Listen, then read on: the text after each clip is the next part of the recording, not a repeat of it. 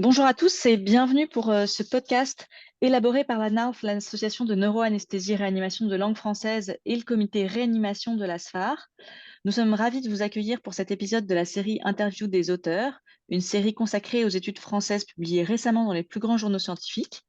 Je suis Léa Satre-Buisson, PH en réanimation digestive à Saint-Antoine à Paris. Et aujourd'hui, j'ai le plaisir d'accueillir avec moi le docteur Russell Chaban, qui exerce lui en neuroréanimation à Clermont-Ferrand et membre de la NARF. Nous recevons ensemble le professeur Claire Daillot-Fiselier, anesthésiste réanimatrice, dont l'activité clinique s'effectue en neuroréanimation au CHU de Poitiers, et l'activité de recherche porte sur la pharmacologie des anti-infectieux en réanimation et notamment chez les patients cérébrolésés. Et ces activités de recherche se font au sein d'une unité INSERM. Nous allons donc ensemble parler de l'étude présentée au congrès de la Society of Critical Care Medicine à Phoenix et publiée online concomitamment en janvier 2024 dans le Lancet Respiratory Medicine, étude intitulée Profivap, Ceftriaxone to prevent early ventilator-associated pneumonia in patients with acute brain injury, a multicenter randomized double-blind placebo-controlled assessor-masked superiority trial. Professeur Claire Daillot-Fiselier, bonjour et merci d'avoir accepté de participer à ce podcast pour la NARF et la SFAR. Cet essai de supériorité, donc on l'a dit, porte sur l'impact de l'administration d'une dose de ceftriaxone sur la survenue de PAVM précoce chez les patients cérébrolésés. Il est important de souligner qu'il n'y avait pas de lien de conflit d'intérêt entre votre équipe de recherche et cette étude. Bonjour Léa, bonjour Russell. Merci beaucoup de consacrer une émission, ce podcast à Profivap, une étude qui m'a tenue pendant une dizaine d'années à cœur quand même, qui a associé plusieurs centres, 8 CHU, 9 réanimations, et je les remercie pour commencer, d'avoir participé à cette étude au sein du réseau de recherche Atlan-Réa, mais aussi des centres qui font partie de la NARF. Donc, merci à tous. Voilà, je- Merci Claire. oui. Bonjour. Du coup, est-ce que tu peux nous rappeler le contexte qui t'a amené, toi et ton équipe, à élaborer cet important essai sur un sujet polémique, hein, qui est l'antibioprophylaxie en réanimation, et pourquoi avoir choisi la population de patients victimes d'une lésion cérébrale aiguë? Alors, pourquoi les cérébrolésés? Parce que finalement, c'est la population de patients en réanimation qui présente l'incidence de PAVM, notamment les PAVM précoces, la plus élevée. Dans la littérature, alors les incidences évoluent évidemment avec l'évolution de nos pratiques, bien entendu, mais on a quand même dans des grandes études qui ont rapporté quand même des incidences jusqu'à 50 à 70% même parfois chez les traumatisés crâniens graves de PAVM précoce. Et ce qui fait que c'est la raison pour laquelle on a voulu s'intéresser à cette question spécifiquement, puisque ça nous occupe très souvent en réanimation lorsqu'on fait de la neuroréanimation. Alors, le contexte, ce qui nous a amené aussi à s'y intéresser, c'est d'une part les incidences, bien entendu, comme je viens de le dire, mais aussi finalement les conséquences de ces PAVM chez les patients cérébrolésés, puisque on sait tous que les axos peuvent aggraver le pronostic neurologique de nos patients. Et évidemment, les pneumopathies sont pourvoyeuses d'axos. Et donc, ça nous intéressait particulièrement d'essayer de diminuer l'incidence de ces pneumopathies. En plus, en 2013, lorsqu'on a obtenu ce PHRC, l'idée de ce PHRC, c'est une étude publiée dans Chest qui rapportait une diminution largement significative des PAVM précoces grâce à une seule dose de ceftriaxone, donc finalement le même type de procédure que ce qu'on a étudié nous. Mais par contre, leur méthodologie, elle était quand même très critiquable puisque c'était une étude sur une cohorte prospective comparativement à une étude, à une cohorte historique, ce qui veut dire que c'était finalement une étude avec une méthodologie très critiquable. Donc, on a eu l'idée de déposer une proposition pour obtenir un financement sur un PHRC interrégional en 2013 et on l'a obtenu pour justement mener l'étude Profivab de façon un petit peu plus rigoureuse. Eh bien, justement, si on continue sur cette méthodologie que toi et ton équipe ont proposée, est-ce que tu peux nous la détailler un petit peu? Vous avez notamment eu recours à une évaluation qui était délocalisée à une centrale d'évaluation pour déterminer la survenue des PAVM. Comment est-ce que vous avez constitué votre méthodologie? Alors, tout d'abord, effectivement, la méthodologie, comme je viens de le dire, on souhaitait avoir une méthodologie très rigoureuse parce que c'est quand même un sujet qui est finalement depuis les années fin 90, hein, les premières études qui ont étudié la prophylaxie chez les cérébrolésés, c'était 97, je crois, 98. Il y a eu quelques études qui ont été publiées et certaines randomisées, mais sur des tout petits collectifs de patients. Et en fait, il y en a vraiment 3 qui pouvaient aller dans le sens de faire cette prophylaxie, mais malheureusement avec une méthodologie toujours défaillante. Donc en fait, on s'est dit, il va falloir, et souvent ce sont les traumatisés crâniens qui sont étudiés et pas les AVC. Donc on s'est dit que déjà, on allait étudier une population de patients au sens large du terme cérébrolésés, avec des traumas crâniens graves, mais aussi des patients victimes d'hémorragie méningée ou d'AVC. Puisqu'ils sont tous en fait sujets au PAVM précoce. Donc déjà, cette population, on l'a élargie par rapport aux études.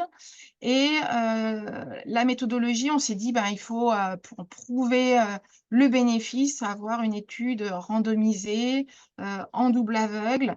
Et c'est cette méthodologie-là qu'on a choisie, et multicentrique, d'une part parce que clairement, on a nos réseaux de recherche et surtout, ça permet aussi de valider un peu la validation externe, notamment enfin, au sein de notre pays, bien entendu. Donc, c'est la raison pour laquelle on est parti sur ce type de méthodologie.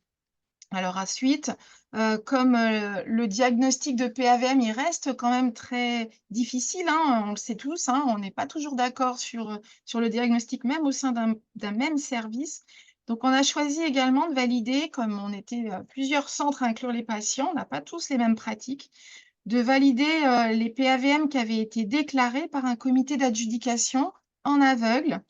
Et une d'ailleurs des grosses critiques qui ont été lors du Viroviovind qui a été portée sur le fait que ce soit pas un comité d'adjudication indépendant qu'on ait réalisé, mais notre comité d'adjudication effectivement a été composé de médecins qui ont inclus dans l'étude, hein, mais avec un respect strict de l'aveugle et une méthode vraiment très stricte, avec des critères vraiment bien déterminés.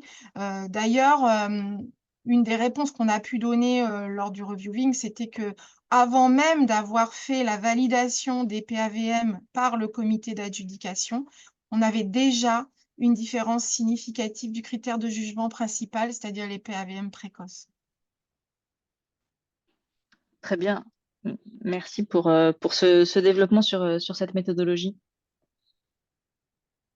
Sur le critère jugement principal, donc, vous avez retrouvé une réduction significative de ce critère, donc PAVM précoce, donc les 7 premiers jours, avec 32% dans le groupe contrôle versus 14% dans le groupe ceftriaxone, donc une réduction importante. Ce critère jugement, effectivement, il est critiquable, hein, puisque ce n'est pas un critère dur centré sur le patient. Est-ce que vous avez observé des différences dans d'autres critères de jugement? Alors, oui, on a observé, même avec une très grande surprise, hein, et beaucoup de joie, justement, pas seulement des critères de jugement type les PAVM, mais aussi une diminution de l'exposition aux antibiotiques à la durée de ventilation mécanique. Et tout ça, effectivement, ce sont des critères qui sont un petit peu plus un peu plus globaux, mais surtout, on a observé une diminution de la mortalité de nos patients, une diminution significative à J28, passée de 25 à 15% dans le groupe ceftriaxone. Et là, on a été très surpris parce que j'avoue franchement qu'on s'y attendait pas particulièrement. À J60, on n'atteint pas complètement la significativité. Je crois qu'on le petit P il est de mémoire à 0,07. Mais effectivement, on a cette diminution de la mortalité qui là est un critère typiquement en lien avec le patient. Donc, clairement, c'est un critère de jugement secondaire, donc on ne va pas pouvoir conclure. Il faut bien interpréter ces résultats avec beaucoup de précaution. Il va falloir le prouver sur de plus grands effectifs, mais c'est vrai que cette diminution de la mortalité, du Rankin notamment, on a un Rankin 0,1 un peu plus élevé puisqu'on a 19% contre 9%, 19% dans le groupe ceftriaxone. Donc ça prouve qu'on a un pronostic, enfin ça prouve. On observe un bon pronostic pour nos patients, meilleur dans le groupe ceftriaxone. Évidemment, tout ça, il va falloir le prouver, sachant que l'hypothèse qu'on a pu avancer, parce qu'il faut une hypothèse, la mortalité, elle ne diminue pas comme ça. L'hypothèse qu'on a pu avancer, c'est peut-être diminuer effectivement les axos grâce à la ceftriaxone et à la prévention de la PAVM. C'est ce à quoi on a envie de croire. La seule chose, c'est que malheureusement, dans notre étude, on n'a pas pu le prouver puisqu'on n'a pas surveillé les axos de façon rigoureuse pour pouvoir établir un lien entre cette diminution de mortalité et les axos. Mais, et la diminution des axos. Donc, du coup, c'est évidemment une hypothèse et il va falloir, là encore, peut-être essayer de la prouver. Merci pour ces détails et en effet pour apporter à la fois un complément, une analyse globale et puis les nécessaires précautions d'interprétation qui doivent être associées à cette étude comme à toutes sur les liens de causalité. Et comment est-ce que tu intègres, Claire, ces résultats que vous avez observés par rapport aux données qui avaient déjà été publiées avant? Tu nous as parlé de certaines, mais peut-être d'autres études. Alors, avant toute chose, il est important de rappeler que dans notre étude, on faisait les techniques de prévention classiques que l'on applique à peu près tous de prévention de la PAVM dans nos réanimations, dans les centres qui ont participé. Par contre, on n'appliquait pas la décontamination sélective digestive qui est actuellement recommandée. Et aucun des centres ne l'appliquait face à des difficultés d'approvisionnement des différents produits nécessaires pour la fête. Effectivement, actuellement, la SDD, elle est recommandée en association à une antibiothérapie intraveineuse qui peut aller de 2 à 5 jours quand même dans nos recommandations pour les centres, qui veulent l'appliquer et effectivement, enfin qui peuvent l'appliquer. Effectivement, ça, c'est les recommandations actuelles. Les résultats de notre étude, peut-être qu'on peut espérer qu'il modifie peut-être un peu ces pratiques-là, notamment pour la population de nos patients, puisque effectivement, comme je vous le disais, les centres qui ont participé n'appliquaient pas la SDD. Et pourtant, on voit une diminution qui est bien franche des PAVM.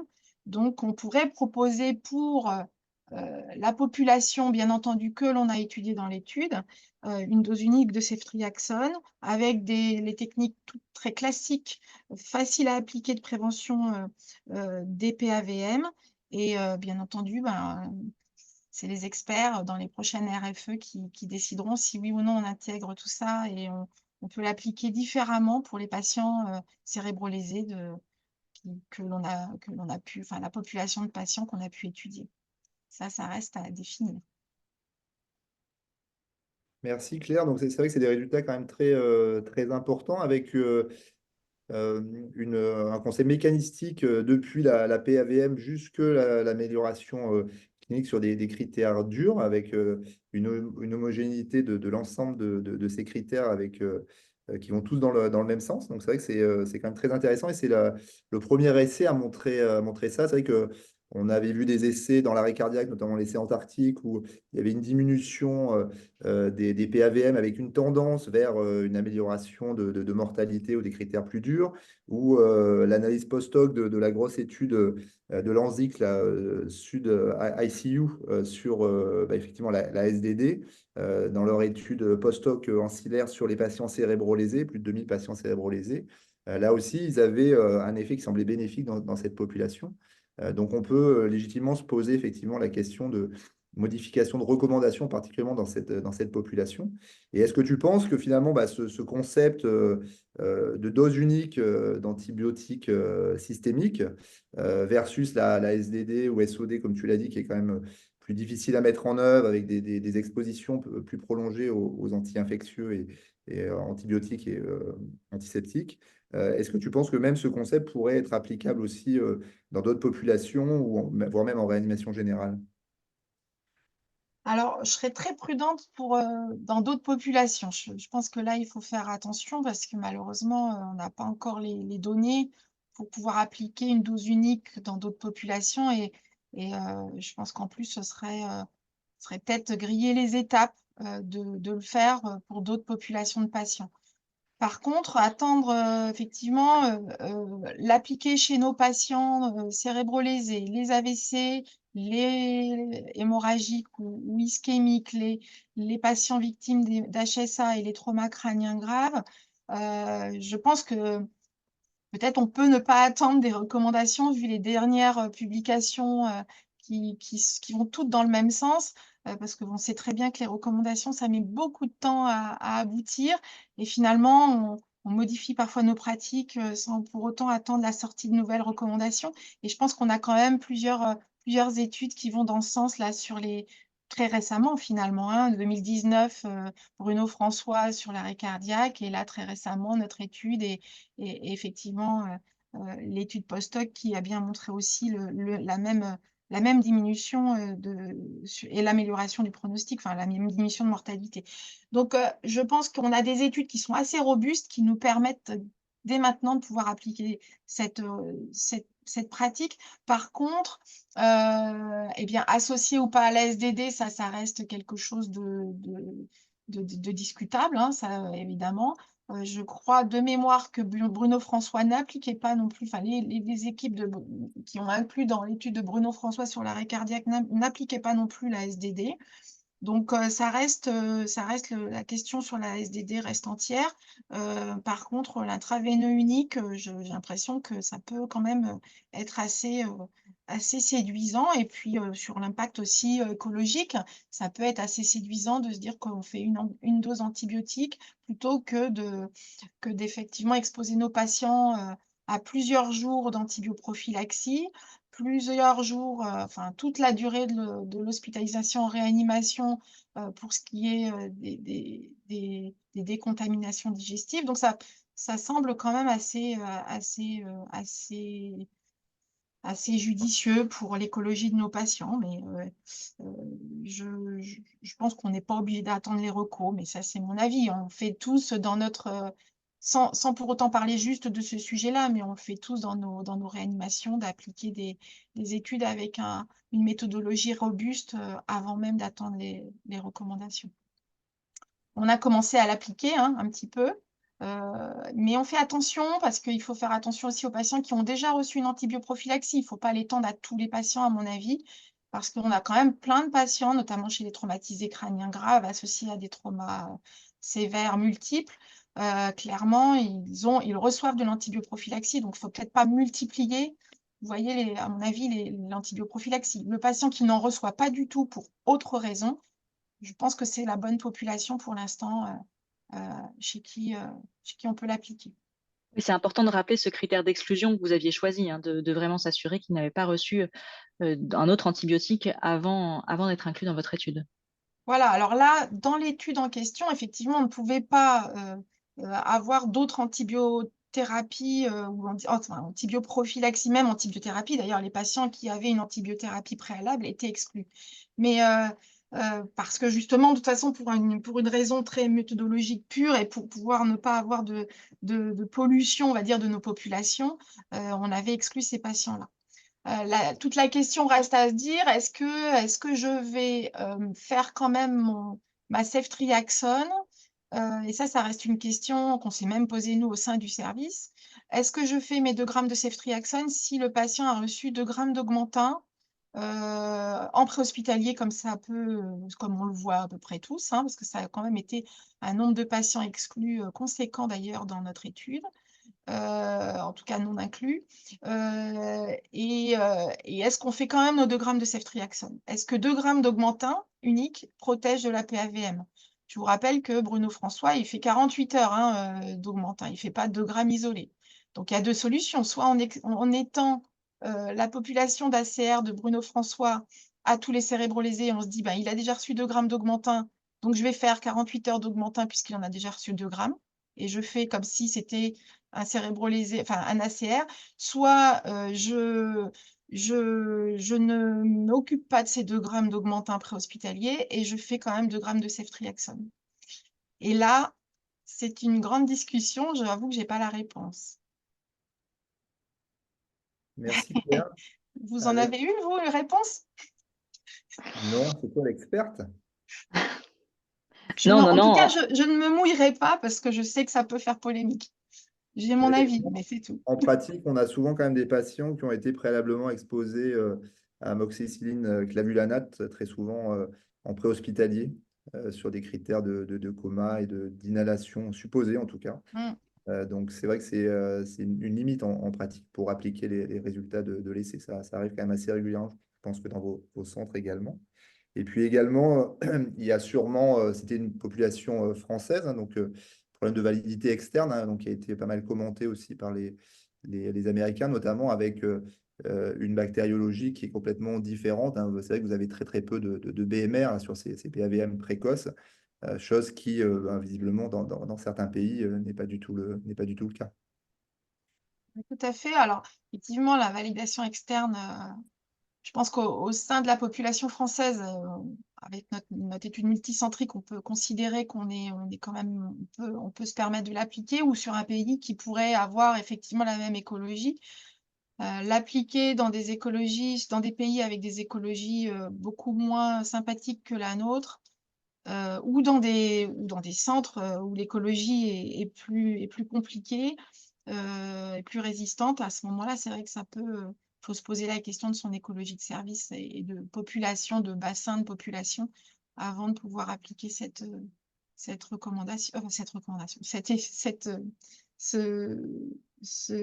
pratique, pardon. Je grille les étapes. Merci beaucoup Claire, et puis encore une fois, félicitations pour cette étude qui a été largement commentée à travers le monde, hein, sur les réseaux sociaux, dans différents podcasts. Une étude très importante. Je vous invite donc à la retrouver l'article et ses nombreux suppléments dans la revue Lancet Respiratory Medicine. Et au nom de l'Association de neuroanesthésie et réanimation de langue française et de la Société française d'anesthésie et réanimation, on vous remercie pour votre écoute et on vous dit à bientôt pour de nouveaux podcasts. Merci. À bientôt. À bientôt.